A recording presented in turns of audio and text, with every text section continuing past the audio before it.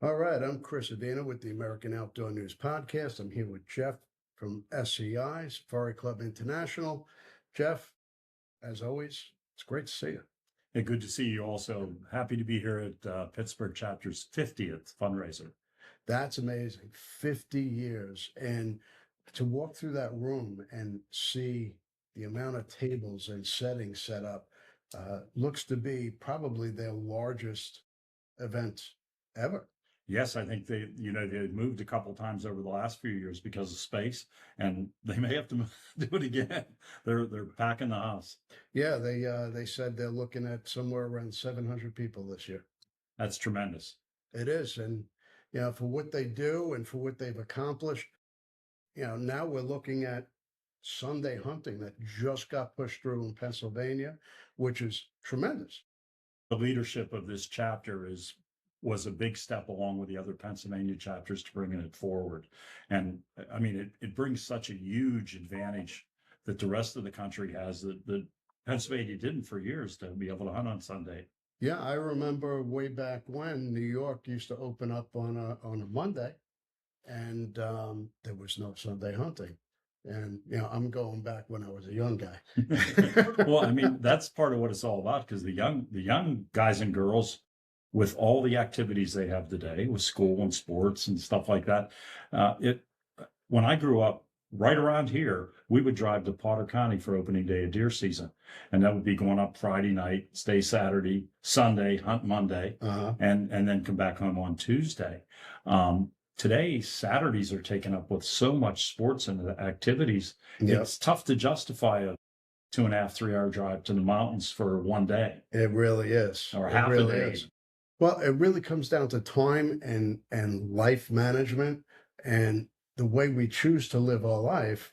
They forced us to take days off to enjoy what we love to do, and even getting our kids and youth into the outdoors became more difficult in that manner because, well, we'd have to take them out of school. Yes, and Pennsylvania was traditionally Monday was a day off school when I grew up, and it still is in some school districts. But the advantage of having Sunday hunting makes it, I think, is a game changer. Well, Safari Club International, it has that misconception that it's just about safaris, about Africa. It's not.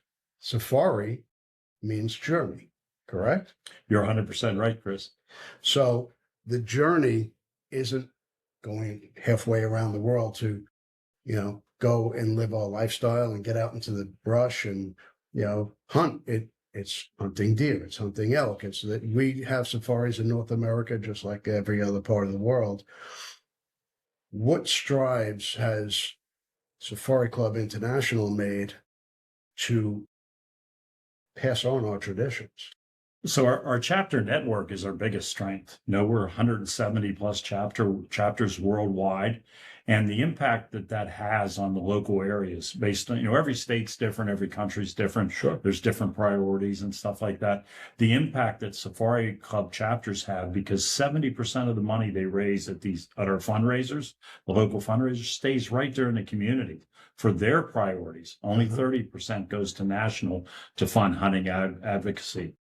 So, I mean, it's really a huge deal. I know in Pennsylvania, Pittsburgh's chapter was their priority was to get Sunday hunting for the youth. That was and they worked very, very hard on it. Brian Patel, their chapter president, spent countless trips across the turnpike to Harrisburg to meet with legislators. And I that's important. That local, well, it's said too much, but that local grassroots is strong. Well, the chapter system itself, I think, plays a very integral role in Safari Club International, where we're fighting on the local level, and our efforts are only enhanced by you on the national level. Correct. And this is my backyard here. So I grew up here with the Pittsburgh chapter. Then we went to the East Ohio chapter and started that. And I'm still on the board of the East Ohio chapter, sitting as president of SCI. So, so you grew up here in Pennsylvania. Yes, hunting within a mile of here. I was hunting rabbits and pheasants with my dog as a teenager. So you actually went through the struggles of not being able to hunt on Sundays, trying to jockey around your work schedule, your school schedule, and whatnot. How has your journey started hunting rabbits and pheasants and deer? How has it come full circle? So I guess you would. I was one of those dreamers. I'll use that word as a dreamer. That as I was growing up, I just loved being out in the wild. Right, that was my freedom, my time to be alone. To be honest with you, Yeah. with my bird dog and enjoying it. Then eventually I got to meet, to be honest, one person from the Pittsburgh chapter that introduced me to it, and then my dreams started to have a purpose. Right, I could see in my head. So then my next thing was to figure out how to make enough money to afford it, right? To work through it, which Just a small obstacle to overcome. so the two things are what? Time and money that you need to have, right? And that's Sunday plays into that. Sunday hunting for kids to get them interested in the sport Yep. in the sport of hunting. And then I was able to, over the years, my career got more successful and I could spend more time traveling different places. And Safari Club's record book, the World Hunting Awards, is, I call it the roadway to success, Sure. the pathway to take me places that I never would have dreamt about, right? Because of, so it all ties together. You know, I think in my story ties with what I wish for every young man or young woman to have the same opportunities. And that's why I do what I do for Safari Club. Well, it's funny because I kind of started the same way. I didn't start hunting until my, later teens. But as a kid, I lived 3 miles from Sagamore Hill. So we used to go and visit Sagamore Hill, and I'd see Teddy Roosevelt's lion rugs and different mounts all around. And I would be like, damn, that's what I want to do. Yeah. And sure enough, here I am. Dreams do come true sometimes, They right? absolutely do. And that's our wish, is to keep that hunting heritage alive. How do we plant the seed in young people today? Not even necessarily young people today. Well, part of what Pittsburgh chapter has done, they have formed a partnership with the Mariana Outdoorsman Association, which they strive to make opportunities available for kids, from fishing to outdoors to pheasant hunting, and you have to get them involved, right? They have to start somewhere, and I think it's a great program that they have. The more people you introduce to it, the better it's going to be.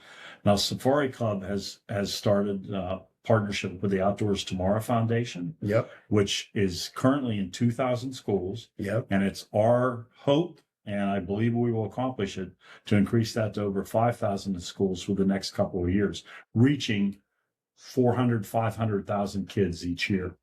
Well, OTF is a tremendous organization. I'm very familiar with them. I've worked with them. Watching them grow from where they started to where they are today is a tremendous accomplishment. They're providing an invaluable service to the youth of tomorrow. And I think the best is yet to come. That's my fervent hope. I agree. All right. Well, I appreciate you taking the time out of your the event to speak to us and speak to our audience. And I'll let you get back to what you're doing. Thank you, Chris. I appreciate it. All right. We love our children. We protect them. We guide them. We prepare them for life in the world. With all that we do, from deep in our hearts, we cannot control all things. Life-threatening illnesses and disabilities affect far too many of our children each year. While we cannot change the circumstance, we can make dreams come true. Dreams to provide hope, to provide spiritual healing and strength, to provide moments of happiness and relief in the hardest of times. We can give a glimmer of light and hope in a time of darkness and despair. Join huntofalifetime.org to help make dreams come true, to provide hope for children with life-threatening illnesses and disabilities. Hunt of a Lifetime is a non-profit organization fulfilling dreams for hunting and fishing trips to youth 21 and under with life-threatening illnesses and disabilities.